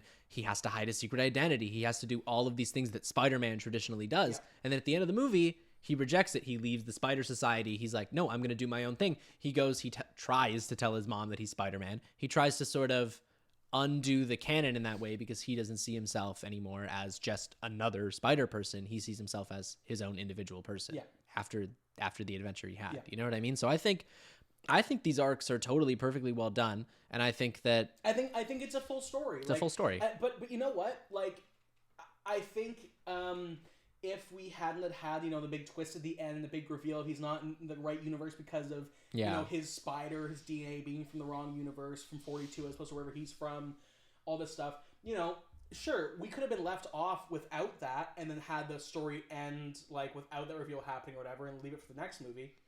So yeah, maybe people wouldn't be complaining that it doesn't feel like a full movie. But then you're missing out on this crazy huge reveal that like sets up a really big thing. Like, but it opens a door. No matter what, there is a story that's been told. Yeah. It's not like, I don't know. I mean, people say things like it has pacing issues or whatever, and I mean, I don't know. I don't really like this idea. So like, I mean, I've been guilty of this too, where you sort of criticize a screenplay because it doesn't specifically fall into a traditional 3-act narrative. Right. But it's like, I think that's sort of a weird way of looking at movies that like if it doesn't fall into a traditional screenplay archetype that the movie's necessarily flawed in some way. Right. But I mean, you look at some of like the best movies of all time, like these I mean, even really good animated movies. I think one that I think I want to talk about specifically is like The Lion King. So if you look at The Lion King, that movie has a ridiculously long first act and then really small second act. It does, yeah. And then the third act. It's like kind of a weirdly structured movie if you look at it that way. Like, you know what I mean? Like the Mufasa's death is like the end of Act 1, and that doesn't happen till like really far in. Really far in. You know what I mean? Because sometimes you have to structure a story differently based on what the characters are going through. Yeah, how to create the best emotional impact for the audience. So this is a movie that has a very long first act. Same thing. So I mean, I think the first act could be everything up until Miles goes into that portal and goes into the Spider Society. You think so, eh? I think so. I think that whole part could be considered Act 1. Yeah, maybe. And then the Spider Society part, it's almost like a movie cut in half when you look at it that way. Right. And then the third act is the fight on. So like Act 2 is just the whole that whole middle part where like in Mumbattan and when he first meets Miguel, and then Act 3 is the second he runs away and starts the chase. That's what I think. And that could very well be. Part of me is like maybe the inciting instinct is when Gwen comes back to meet him again, maybe. Yeah, but that could be considered Act 2, I guess, in a way. But, I mean, it's hard to say. I mean, that's the thing too. It's like a movie like this that has so much going on, especially when you are following the two characters. Like they really do make an emphasis to in the beginning, like clearly make sure that not the only but a second like character who is a main focus now is also Gwen. Yeah. You know, starting the story off with her, having a bit of narration, and having that be you know, a bit of sort of insight into, you know, so the audience, you know, we have that dramatic irony. We know what's going on, and we know why she feels the way she does when Miles doesn't, and so that also sort of like enhances our experience with Miles, and you know, we get to see him find out why she's doing the things she's doing, and why she's with the Spider Society, and why she doesn't want him to be there. Although that is another reveal later on. It's like, it is sort of a strange thing when we find out that all the other spider people have been trying to keep Gwen from him and stuff, because they're like, you know, we can't trust him. He's an anomaly. He's going to destroy everything. Yeah. But overall, like, I just think a movie like this, it doesn't play by the rules when it comes to a lot of things. Exactly. And so when it doesn't play by the rules by a plot, it doesn't mean it's not. It doesn't mean it's a complete incomplete movie. It just means it did a little differently, and that's I think that's it did its own thing. It did its own thing. This movie itself, like it's its own, like, subtextually its own way of telling a story and showing characters. It kind of does what Miles is doing. It's kind of an interesting way of, like, showing the theme in like the actual storytelling methods, which I really respect. I mean, yeah, there's so many things, like I see a lot of little like, again, not a complete story, whatever, all these things, and yeah, I don't know, I'm struggling to. I just think that this movie is so unique. It's so unique in so many ways, visually, and really, I think the thing that this movie does that's so special, above everything else, is that on top of being narratively satisfying story-wise, on top of being visually gorgeous, is it uses those visuals and audio and everything to genuinely reinvent, like, storytelling. I think I genuinely consider this movie to be, like, a really innovative, interesting movie because of how much I think that this film completely pushes the boundaries in terms of how many things it puts on screen at once and expects you to understand. I mean, this is a movie that demands your attention more than any movie I've ever seen in my life. You have to be on the ball. Yeah. You have to be paying attention. And it all kind of works. Like, there's text boxes on screen for like a second, and even if you don't have time to, like, fully read it, you get the gist of it for a second. You understand what they're pointing out. Yeah. Like, I get, like, what is it, that hammer space at the beginning? Do you remember that? Hammer. Oh, he's got hammer space, and they show the hammer space pop up, and you don't have time to read it all. But you get I know it's explaining it to me. It's like, okay, if I really want to know what it is, I'll look it up. Yeah. Like, you know what I mean? You get the gist, and there's so many things like that. It's just like, it's moving at a fucking mile a minute, and there's literally scenes in this movie where they're having full conversations, and they're fighting somebody, and they're saving somebody. There's literally like 4 things happening at once. And I honestly, genuinely, the first time I saw it, I'll give you this, it was a little much, but maybe it's because I've seen it so many times, but I think that that's what makes it so brilliant, though, is you can keep watching it and discover new little details. Like, there's this scene, this is the big one for me that I think of, is like Miles and Gwen when they're swinging through the city for the first time, like after they meet each other again. And it's like, they're having a full conversation. They save this lady. They like get her purse back from this robber and stuff. And it's like, all of that is happening at once. And it's like, it never gets visually too much for me. And I'm fully able to comprehend what they're saying. It's inventive. It's genuinely an inventive movie. And some people will say there's too much going on screen. I think that it's overwhelming. Sure. But I think that I'm willing to give a lot more credit to a movie that's clearly trying to push the boundary of what's possible cinematically than I would be to something that just, like, you know what I mean? Like, this is a movie that pushes so much that maybe sometimes it goes a little overboard, but if they don't, then who is? Yeah, who's going to do it? I don't even think it goes overboard, because I've only seen it once, and I didn't even have my glasses, and I didn't understand all the audio constantly, but I knew what happened. There was a clear emotional character track. And I mean, I've heard criticisms of people saying, it's a little too overstated, some of the character moments, some of the emotional moments. But I mean, I don't think they were overstated. I think they were staged to a point where you needed to, have an audience clearly understand what happens, and not to treat them like idiots, but to just keep them in the loop, because that can be hard sometimes. Because to me, I'm struggling to think what would be a part in this movie that's overstated emotionally that wouldn't be also just as true in the first one. Yeah, I mean, a friend of ours said something about, like, well, and not even just not emotionally, but just a character overstated moment where Miles says the whole thing, or he's like keeps saying, like, oh, I'm Spider-Man, all this stuff. He's like, he's reiterating that. It's like, okay, fine. Is that when he's fighting Miguel at the end? Yeah, like, okay, like, sure, yeah, he's saying this thing more than once, and maybe it's a little goofy, but it's like, it's fucking awesome. Like, it's awesome. That's one of the best moments in the movie. It doesn't ruin the movie. It's like it's him vocalizing also a realization that he has, and it's also it's not that he's saying the same thing. He's saying the same thing, but the intention and the emotion and his own personal understanding has changed. He's gone from being someone trying to be someone else to actually accepting who he is and knowing what he is about. Like, yeah, I mean, sure. I mean, I guess there's an argument to be made that could have been done visually or something, but I also don't think that the first movie necessarily really does that. No. I mean, like, you could say What's Up Danger, I guess, is probably the closest they would get to that. But I mean, even then, like, I think it's pretty, you know, he doesn't say in the first one, sure, he doesn't say, I'm Miles Morales and do the whole thing. But also, like, why not? I think it's cool. I think that it totally works emotionally, and I wasn't distracted by it personally. Maybe somebody was. Okay. I can kind of see a point there. I simply disagree. And that's completely valid. Yeah. And I do agree with you on that. Yeah.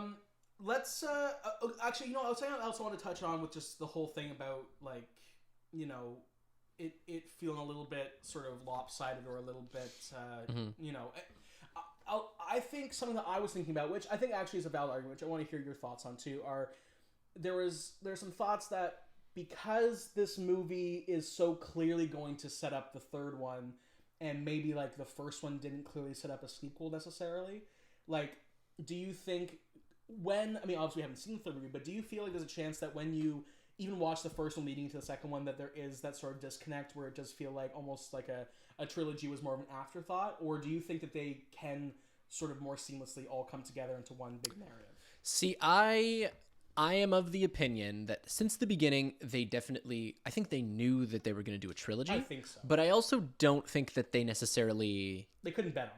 Yeah, I don't think they bet on it, and I also don't think they fully, completely, 100% planned it out.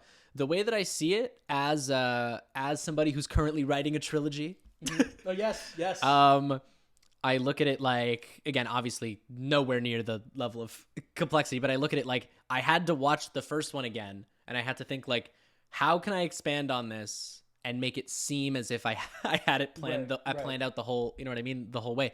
And I watched the second one, and the whole time it was all brilliant. But I will give you that I could see the moment of, like, them in the writer's room being like, this is how we're gonna sort of piece it together to make it seem like we had it all planned out. And I think that it works, and it kind of feels like they did. But again, I think with the spot, it's like, I think that's their best bet at having it feel as if the whole thing was planned. Because the first one had consequences, and therefore the first one had a direct connection. They had a direct connection to the second one, and again, with the he took a bagel. That was such a good moment of, like, because that joke in the first movie was one of my favorite little bits. Yeah. The little bagel hit. I thought that was so funny, and then to actually have that come back, I thought was brilliant. And again, that was great. And a little detail about it. Oh, sorry, microphone. Sorry, folks at home. Microphone. I noticed that the Great Expectations mural that Miles paints looks an awful lot like the Spot when he does his full transformation. In the first movie, that, like, white shadow thing that's like this kind of looks like the Spot. Yeah. So I have a feeling that they're gonna play into that for sure. Like, I think thematically it ties into the first one really well, and I think that, yeah, plot wise, I think the only issue that the first one is going to have connecting to the other two is just the gap, like the time gap between them. Yeah, but you know what? Like, I think it's hard. I almost feel like when I look at sort of the layout of these movies and how they're structured story-wise between all of them, it's almost like I wouldn't even look at them as a trilogy. And maybe this is a flaw. Like, I would look at more as the first one as the introduction to his character and that world, and the second one as, like, the major fulfillment of his character. The second one leading into the third, and how that all goes together. Yeah. So it's almost like, I mean, I don't want to say, you know, part one of his story is, you know, the first Spider-Man, or the Into the Spider-Verse, and part two is Across and Beyond. Yeah. But I almost feel like maybe that's what it is, but that's okay. Like, I don't think it needs to have that classic 3-act structure within the 3 movies. Yeah. Which, again, is it challenging sort of that formula and the format of a trilogy. Also, I do think, honestly, the fact that they had the 5-year gap gave them some opportunity to force, like, some major character development, because we can tell that Miles has grown up. He's grown a little bit. His voice is a little deeper. You can, you know, I think having the opening start with Gwen is a little less jarring too, because we also are like, a lot of time has passed. I wonder what's going on in her world and you know how she's changing too. So I think actually the fact that there is that time gap, like that major gap, just in like real time of the audience and stuff too. Yeah. We've all grown up. We've all changed in that time. I think that having there be that sort of distinct change and shift, which will then bleed into the third one and have less of a change, but be more of like a direct, longer story that needs to be told, as opposed to like different stages in their lives. I think having that that separation actually not only serves the audience, but it, you know, I think it actually helps serve the overall story, because it, you know, it's like time and change, like it needs to happen in the story. Yeah. And so, you know, like this is a really good way to do it. Yeah, actually, true. You know, I don't know. Yeah. Rambling a little. No, bit. I get what you're saying. Yeah. I think that's a reasonable point. I sort of feel like, it's just, for me, it's just with the gap of the year, because in the first one, it's a gap of a year between 1 and 2, and then between 2 and 3, I assume it's just going to be like instant. We're just jumping right into the action. I mean, sure. I mean, just because of the nature of that cliffhanger, it feels very like clearly it's happening right now. Like we're gonna jump right back into it. I don't know. I find the connection between the 2 and 3 is definitely going to be a lot more obvious. I mean, this seems to be the case with a lot of trilogies, though, is that they're not necessarily planned to be trilogies from the start. They make a really good first movie, and then it's more like 2 and 3 are sort of their own beasts in a way. I mean, look at Back to the Future, look at Star Wars. Even Star Wars, look at The Matrix, look at all these movies. It's like 1 was really great, but even at the end of 1, Back to the Future. Yeah. They set it up for the next one. But even at the end of Spiderverse, they tease a sequel. They do tease it, yeah. When he's sitting on the bed and the Miles, got a minute, and then there's a post-credits scene with Miguel. So it's like, you know, they obviously didn't have it 100% mapped out at that point. But at this point, it's mapped out. I mean, and I think that at this point, I'm a firm believer that the third one is gonna be a fucking masterpiece as far as I mean, there's no way they dropped the ball. I think I can't imagine so. No. So speaking of the third one, what do you we can get into sort of some really interesting science predictions and hypothesis. Oh yeah, we can. A little skepticism here. What do you think? What do you think? Let's talk about some major things. What do you think is going to happen with Spot? What do you think is going to happen with Miles and like his fate, his destiny? Do you think Jeff's gonna die? Like let's start with Spot. How do you think Spot is going to develop from where he's at right now to where how he's gonna end up in this movie? I don't think Spot's gonna be our main villain. You don't think so, eh? I don't think so. I think it's gonna be Miguel. Miguel. Okay. I have a theory that it's not Miguel, it's not Spot. Okay. It's something else, and I will touch on this because I've been mapping it out. Every time I see this movie, I'm looking for specific details that are like, I'm looking for confirmation bias, obviously. Like I have a theory and I'm looking for more evidence to support this theory. Of course.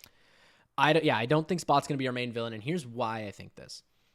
The way that it's set up structurally right now for that third movie, Spot is already attacking New York. Mm-hmm.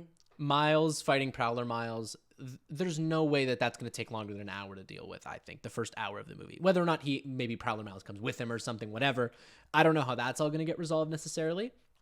But I have a feeling that, because the Spot is already going to start fucking up New York. Like, he's going to be destroying New York. Mm-hmm. And the Spider team's already going to be fighting him. Unless this movie is significantly shorter than 2, which I really don't think it's going to be. I have a feeling it's going to be just as long as 2. Oh, longer. I think so. I mean, again, what is it? Somebody on Twitter said that it must be 3 hours, and then Christopher Miller tweeted, "It's going to be as long as the story needs it to be, so it might not be longer." And I'm like, I think it will be. I think it's going to be longer. And what I think is they're going to fight the Spot, and I think that Miles is going to maybe have like a talk with him kind of thing. I think it is going to be a fight. Like, I don't think we're going to be robbed of like that all-out battle with the Spot. Right. But I also don't. I think Jeff's going to live. I think his dad's going to live. I think he's going to break the canon. And Spot's going to live.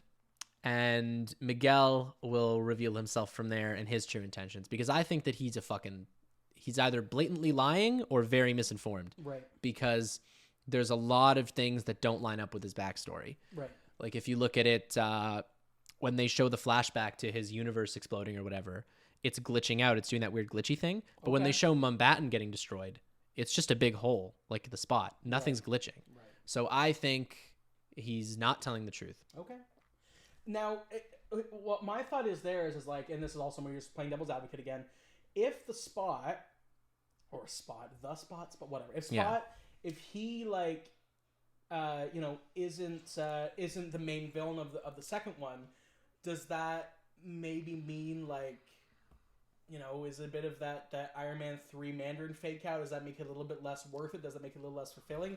Or do you think there's an opportunity for them to kind of flip it on its head and make him not the main villain, but still make it a character that has a very clear, like, fulfilling arc? I think he's going to have an arc. I think that he's going to reform, or he's going to, or we're still going to defeat him. Like it's going to be either like a crazy big battle with him and he still dies, or they're going to reform him. So I agree with the latter, I think, the most, but I think there are two possibilities with Spot. I think number one, either like he has a really, really tragic end, and there is something there where like it really impacts Miles because he realizes like, I have like some really like maybe that is more of his. I mean, I'm not sure. He's already had his, with great power comes great responsibility. But maybe like there's another tragedy kind of thing that happens with the Spot that that sort of forces him to reconsider all the things he does and the impacts he has and everything, and the fact that everything is a butterfly reaction, a chain reaction, right? Yeah. We see that very clearly with the small thing with the bagel and how that impacts this one person and then can have these huge implications. So I think there's a chance that Spot dies pretty quickly, but that like the legacy of his impact within the story, it has such a big impact that it lives on and it like outlives just this one guy. Yeah. I mean, great expectations. Exactly, right? You know what I mean? I really think that they're building to something with the great expectations thing. Yeah, maybe. I have my theory. Okay. Are you prepared? Are you ready? Well, I was going to say my other thought about Spot is that Spot becomes the solution. Like you said, he reforms. Yeah. He is the solution to the issue that maybe like, maybe they switch it, they turn it on its head and maybe like they teach Spot with great power comes great responsibility. Kind of like, the end of, they kind of tease it. Maybe it's a little suggestion of that, but the end of Raimi's Spider-Man 2, we have Doc Ock and he's like, I hold the universe in the palm of my hand. This thing here too. Yeah. What if it's a similar kind of reversal where at the end, if Spot is to die or whatever, maybe it's more like, he sacrifices himself to save the multiverse or whatever, or he uses his power to close all the portals and wrap everything up, but it like with that much strength it kills him or something, or I don't know. But maybe there's that. But I think again, it's a really cool idea, but it has to be earned. Yeah, of course. But I have no doubt that it will be. But I do think there were points in this where I was like, Spot's a cool character. He's funny, and I think what he represents is interesting. I just really need to see a really interesting character arc where it's gone from him being, confused and scared to angry. I need like a third step in that makes it all like a really satisfying arc for that character. But I think either of those scenarios, as long as they have a really big impact on Miles and on the greater like story and world as a whole, then I think that's fulfilled, and I hope it will be. You might be onto something with him having a big hand to play in like the final conflict of the movie. I think it's possible because I also think with that, then maybe that helps prove Miles' point to Miguel, or I don't know. No, I get what you're saying. But I think there's gonna be a lot. A lot's gonna happen. So what's your theory? I really want to hear this. This is my theory. This is folks at home. This is where I think Spider-Man is going from here. Okay. So let's talk about Miguel. Okay, Miguel for sure. As I've said, I think that he's either acting in bad faith or severely being misinformed. Now, it's my understanding after doing Wikipedia deep dives and talking to people who've read the comics and everything, that in the original comic book stories, Miguel was not part vampire. Right. He was not a vampire in the comics. And this movie makes the potentially odd decision to change him into a vampire, or at least half vampire. There's even this sequence where he almost bites the vulture. You saw, remember, he like unhinges his jaws. I was like, wait, what? What's that about? Since when? Like, what? Okay, cool. And that doesn't get paid off later. We don't really see anything about his vampire side. Yeah. There's a scene where Miguel and Gwen are swinging through the city, and where Miles and Gwen are swinging through the city, and Gwen tells Miguel he's like a half vampire Spider-Man, and Miles goes, "Vampire good guy? I'd pay good money to see that." Right. Peter tells Miles all these little lines I'm noticing that I think have a point. Peter tells Miles, don't worry about Miguel. He's harmless. He has no bite. He has a little bit of a bite. Maybe he does have a bite. A little bit of a bite. Now, in the original Spider-Verse crossover comic, like the main big story that this whole thing is kind of based off of, there was the evil group that they fought in that story was a vampire family named the Inheritors. Okay. And it's a family of vampires that crawls along like the web of the multiverse to like eat spider people. Damn. And they specifically, their main source of food or whatever are like these things called spider totems. Fuck if I understand any of this. This all sounds like bullshit to me. But the spider totems are like the most like important spider people or something. Like they're really they're like big important figures in the Spider-Man mythos.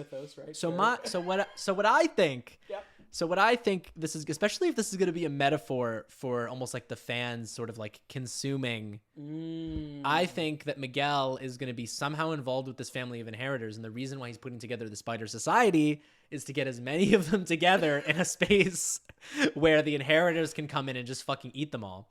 And the reason why he's so concerned about the canon is because if we see when they travel through the multiverse, they go through those red ring or whatever in the middle of the space or whatever. In the cosmos or whatever the fuck.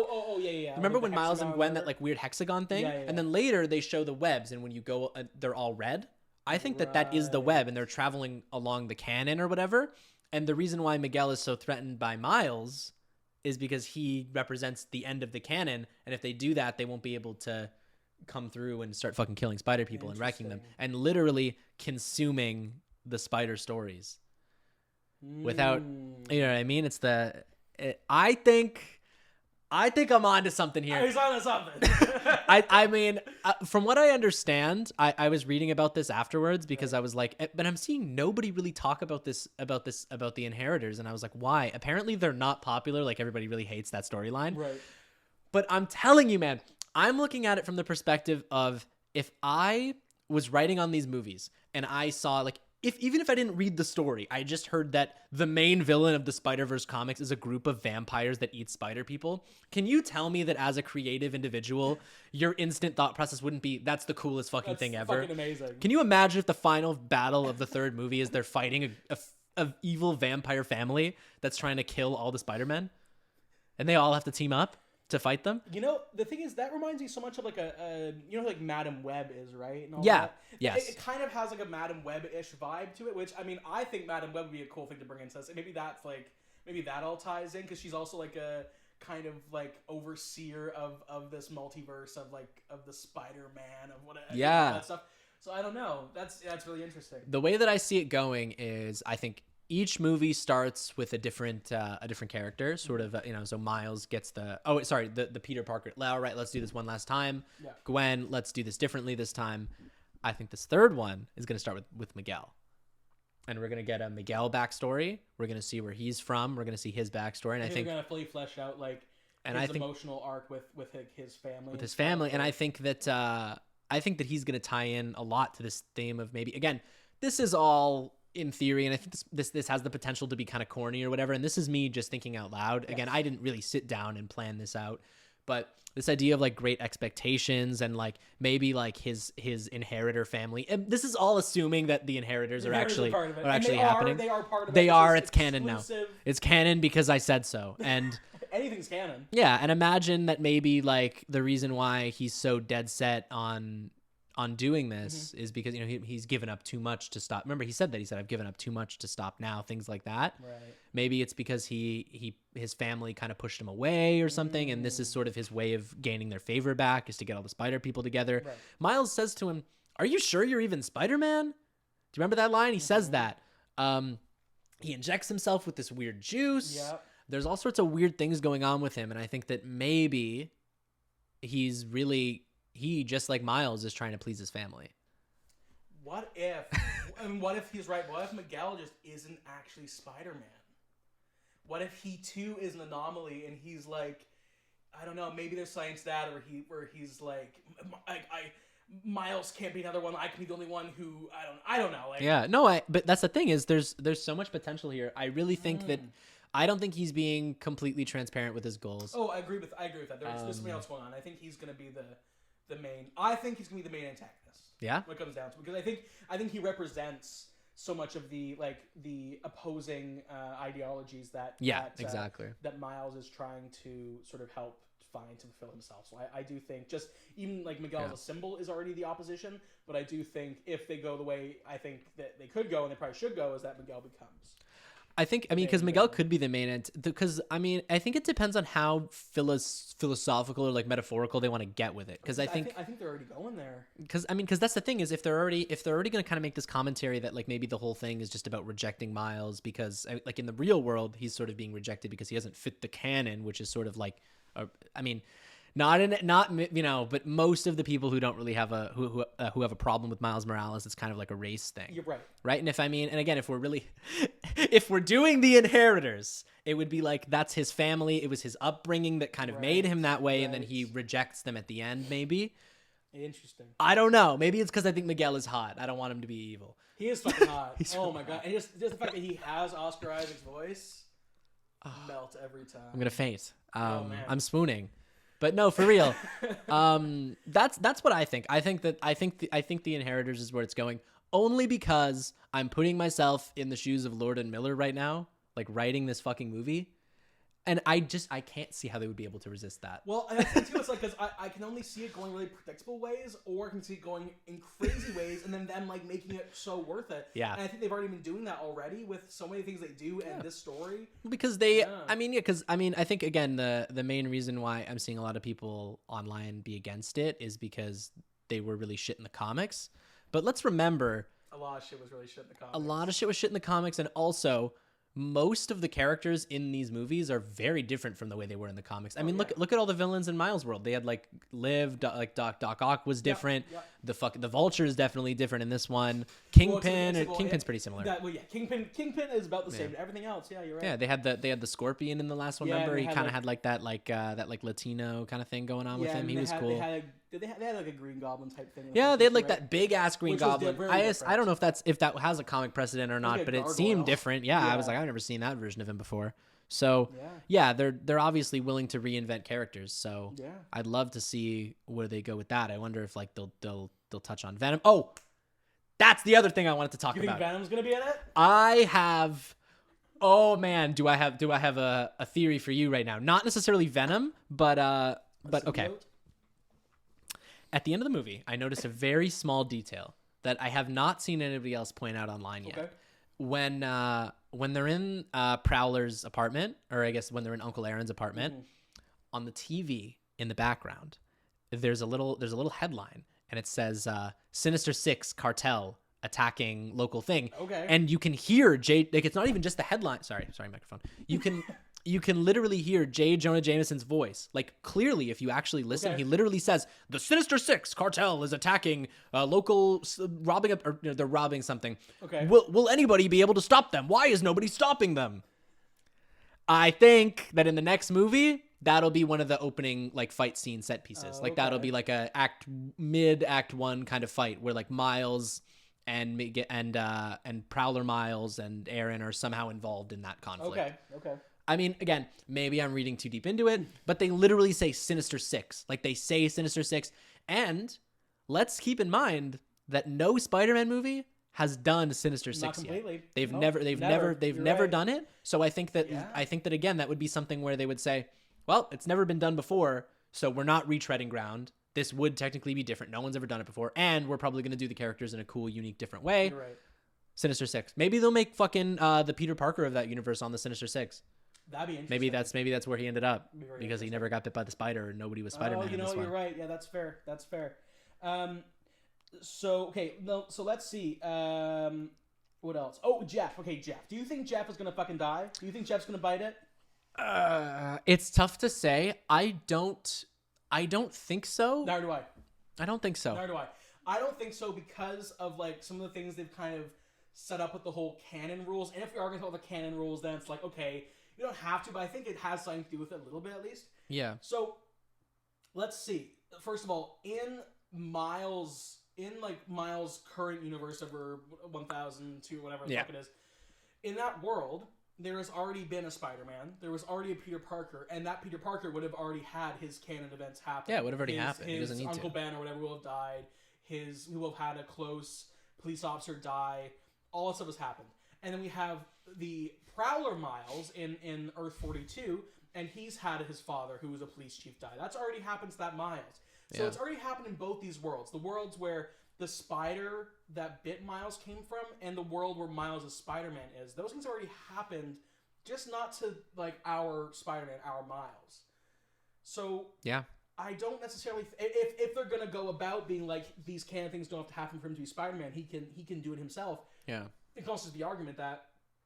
It can be the argument that these canon events have already happened surrounding him, just not to him directly, and therefore it doesn't need to happen again. Like, I mean, even if it turns out that the canon events do destroy the universe or whatever, and Miguel isn't just straight up bullshitting about that, if it turns out that is what happens, the more interesting direction for the story would obviously be that we see that happen. We see the canon break and he lives. Yeah. Because I think it's literally a less interesting story to just have him live and it be like, well, because what lesson does that? There's no lesson. Miles, like, or what is that actually? What's the message? I think that it's counter to be like, oh, well, sometimes you just gotta live in the canon. I don't think that they're gonna do that. Yeah, I think, it's like, oh, sorry, buddy, you can't escape your fate. You're fucked. Just accept it. It's like, no, that makes no sense. Anyways. No, I think Jeff totally lives, and they made him too like. He's too cute. Like, I don't know. He's just too cute. He's too cute of a, like, I can't see it anymore. After the first movie, I can see it. In this one, I mean, because again, he was really likable in that first movie too. They had a lot of humanizing moments with him, but he felt more. Say it back. Yeah, yeah, right. Say I love you. Say I love you. There's too many. You know what I mean? He had cute moments, but in this one, he's a lot more jokey. I noticed they gave him a lot more jokes and a lot more like slapstick kind of comedy moments too. Like, he's in danger when Miles is fighting the Spot, but he kind of gets saved a lot more like comically and stuff. So like, I don't know. He doesn't give me the like. I know this is kind of a weird thing to say, but he doesn't give me like the vibe of a character that's gonna die. Does that make sense? Yeah. It just... Well, you know, like, it's something. I mean, I do think that like there's always that like maybe setup where it's like, oh, maybe he's gonna die. But again, I think if this movie's gonna do what the message of the movie is, which is to go against the norm, it's gonna do what it's gonna do, and it's gonna do it in a smart way that like is best for the story, best for the characters, not best for like the legacy of Spider-Man, like whatever. Yeah, I think he lives.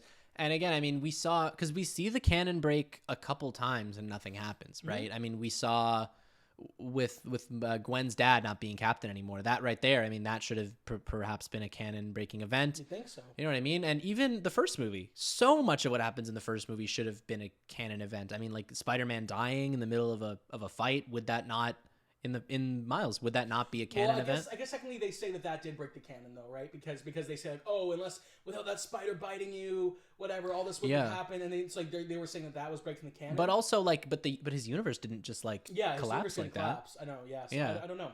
It was fine, right? There was that. I mean, there's so many things. I mean, because I think Miles was well, I mean, there's also the theory now that our Miles was supposed to be Prowler, and the Miles in the Prowler universe was supposed to be Spider-Man. That is, that's kind of suggested. I mean, yeah, I think so. I mean, in the Spot's flashback when he pulls the spider, if you look, Prowler Miles is sitting next to it. Right. So it's like, I don't know. Do you think our Miles does something to like help ensure that Earth 42 where his spider came from, where Prowler Miles is? Do you think he does something or something happens that ends up with that world having a Spider-Man, or like ends up with that world being protected, or do you think like he just has to accept that he can't save everyone or something like that? Yeah, I mean, it's gonna be really interesting to see what they do with the 42 universe. That's sort of my only kind of the only thing I really have no clue. I have no clue where they're going with that. I mean, I'm sure it's gonna be really cool. It's gonna be like, oh, that's a really sweet, like satisfying way for this to go. But I don't know. I have a feeling it's gonna be heartwarming. It's gonna be like a nice conclusion to how that's all gonna go. But I really don't know. I think that Miles, the Prowler Miles is, I can't see them ending the movie and him just still being like a force of evil in his world. You know what I mean? Like I think they're both gonna reconcile with each other in some way, and that's gonna sort of lead to him reconciling with himself, and it'll be like a whole symbolic thing or whatever, and then he'll probably be good, or at least some version of good. Maybe if not Spider-Man, then like Prowler won't be like a bad thing. Yeah. Right, like an anti-hero, Venom, whatever. I like that. Yeah, we'll see. Do you think Gwen and Miles are gonna end up together? Yes. Yes. 100%. It's too easy, and it's too cute. I'm sorry to say. The best for me, I noticed little details because again, he says like we're the same. And there's so many little details you'll notice, and it's like they're really similar. Yeah. When they both talk to their cop parent, they both do like a deeper voice when they're like talking to them, which I thought was cute. I was like, that's funny. I do wonder though if that's more just like a thing that like all the Spider. They probably all do it, like, but it was It was like well, you could also fuck Spider Pig. Yeah. Peter Porker, right? Peter Porker. Oh, that's gonna be cool too. Peter Porker. Peter Porker. I hardly knew her. Yeah. No, because that's the other thing. Yeah, because Penny's gonna come back. Fucking Spider-Man Noir. Peter Porker. So if Nick Cage is not back, boycott. You're the boycott. It's gonna be crazy. The three of them back is so exciting. Yeah. Like just awesome. And it looks like they're gonna go more like comic accurate version of Penny too. Again, I didn't read it. Nice. I didn't read any of this shit, but I'm reading about it now, like understanding it. Apparently, Penny was more like sad. And if you notice in this one, she's so sad looking. Yeah. Yeah. It'll be interesting. So yeah, I'm sure they'll do something with that. And again, yeah, Spider-Man, just to see Spider-Man Noir back is hype, and Spider-Ham. Right. Love Spider-Ham. Part of me, I will say back to Gwen though, I don't necessarily. Part of me can see why it makes sense for them to be together, because obviously like they have the chemistry and they work together really well and they're a good team, and also it's like it does still follow the theme of like, oh, not everything has to happen the way that it's planned out to be. Like, oh, Gwen doesn't need to die. You know, they don't need to not be together to protect that whole thing. But maybe it's more like if they're together, maybe it's like the only way for them to succeed and for everything to be right is if they are both, separate, because they can both protect their own separate universes. Yeah. And it keeps things right. And like, no matter what, you probably still shouldn't travel across the multiverse, even though it's like a cool thing to do. It's like, maybe in the end, the only way to protect everybody is to not do that. Like you have to consider what's best for everyone as opposed to what you want, kind of thing. Like it comes back around to, I want to save everybody, but it's like, well, you can save everybody, but maybe you still have to do something that's really selfless. So maybe it's like, but he can do both. Hopefully, Miles, Spider-Man always does both. But it's like, but then does he really learn a lesson? Is the question then, right? Like he can still learn a lesson while also then like realizing something in himself that he can save everybody and fight against like the tried and true, like the path that's already been tread. But maybe there's something more to it where it's like, he's matured as a person in the sense that he fights the patriarchy. He's like. Spider-Punk, he fucking, but maybe he still needs to learn and still grow up. Maybe part of that is accepting that, maybe he can't get everything he wants. So maybe the Gwen thing is like, there's two sides to the coin. The one side is that he can prove to Miguel, like, you can't control me, but that he's like, but I need to still control myself by doing the right thing. So it's like, who knows what that like. I don't know, but part of me does think maybe just because of like the message of the story and what they're kind of going for, at least what it seems that they're going for and what the message has sort of been, it seems like maybe the maturity of a Gwen who's like, we shouldn't be together, not because of fate, but more just because of what's right for like their own worlds, maybe. I don't know. And that's just me. I mean, that's an interesting point. Yeah. I can maybe see it going that way. Yeah. I love them. It has to happen. They're great. It has to happen from my heart. Something has to happen. Yeah, I love them. I like the I had a point and I forgot. Whatever. It's okay. We should probably wrap up pretty soon, but I think before we do, let's just do a quick little speed round, little round robin. Do some of our favorites in this movie. Let's start with favorite character. What was your favorite character in this movie? I think Spot. You think Spot? Huh? I really like Spot. I mean, obviously Spider-Punk would be like the obvious answer, but I think Spot was so epic. I don't know, like his I think my favorite scene in the movie is his like big transformation when he like goes into that big collider. It's pretty great. It looks fucking incredible. That great. Like our future, and he's like fucking glitching and shit, and it's all purple and black. I was like, oh my god, this is amazing. I think for me, it comes down to, I mean, Spider-Punk is really fantastic, and he definitely yields one of my favorite like moments. But I think I might have to return and go back to Jeff. I think Jeff was one of my favorite characters in the first movie. Good. I think he carries over so well here, and I love the moment between him and Miles where they're talking over like the vortex in the middle of the city after Spot has come in, and after like they're meeting with Miles' guidance counselor. So I think Jeff just I love Jeff. Is just fantastic. I think every character either gets better or stays about the same. I think the only character that I would say gets worse, I wouldn't say like worse than in that he's bad, but he's less good than before, is probably Peter B.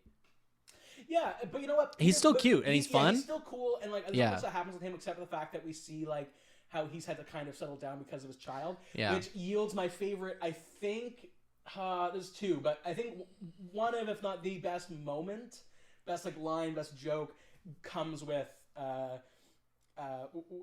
Spider-Punk and Mayday Parker.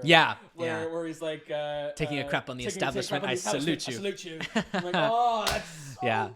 No, that was really good. There was that, and then also I freaking love Mumbattan with the chai tea thing. Yeah, like chai tea.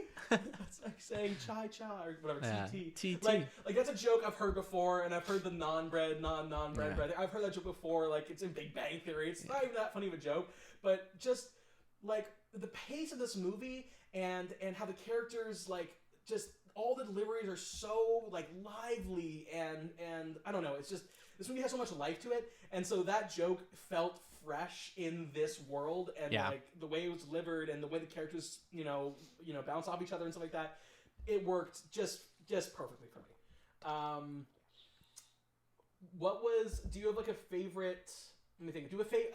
What's your favorite Spider like universe we saw in this movie?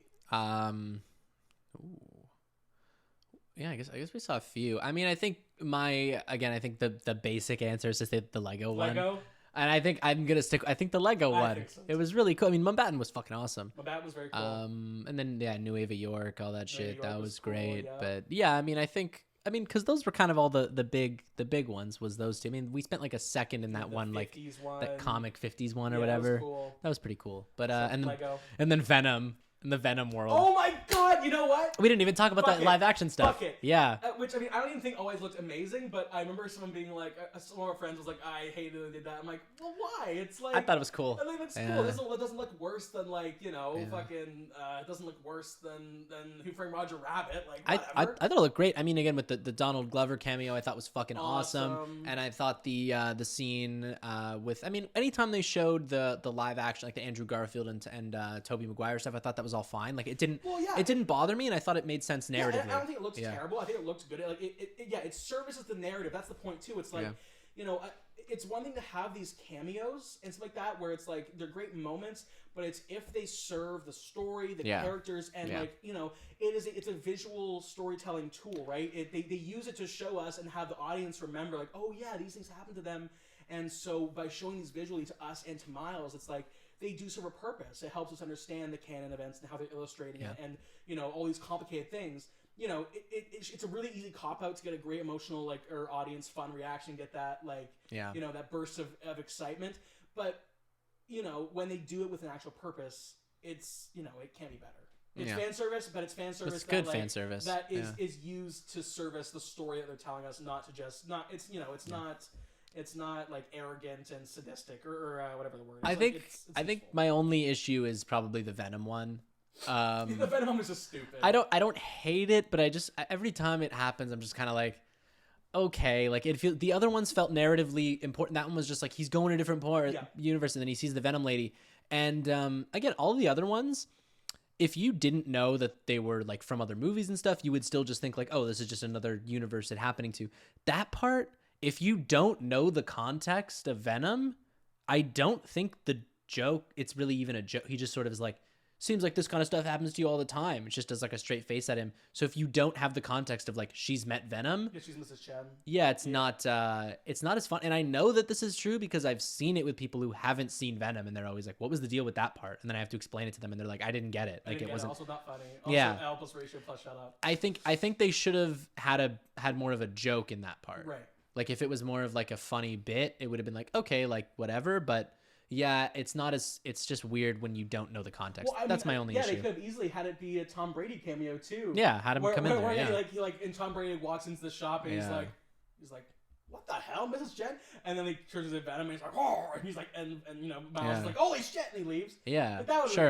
I mean, that would have at least made the cameo. It would have at least been like at least it would have been like a weird moment, like where like it's memorable in that way if you didn't know the context. Well, and Venom knows there's a multiverse. Yeah, they know that, so that's it could just add stuff. I don't know. I hope, my only prayer and hope that I want to put out into the universe is that they don't fucking make the third movie like a big cameo clusterfuck at the end, where like Venom and Andrew Garfield and Toby. Like, please, dear God, I have more faith in Lord and Miller that they won't. Yeah, I don't think partially because I don't think, because of like how Sony's still trying to protect what they have from Marvel, they're not going to do it because they've already had the crossover with No Way Home. Yeah. I think they're going to keep that separate as much as they can because they want Miles to be his own thing, and for them to be able to like continue using that character if they can. I know that it's not going to be the end of a trilogy, but they're not. It's such a popular character now, and it's going to continue growing. They're going to keep on milking, but they're going to use it properly. I think they're going to.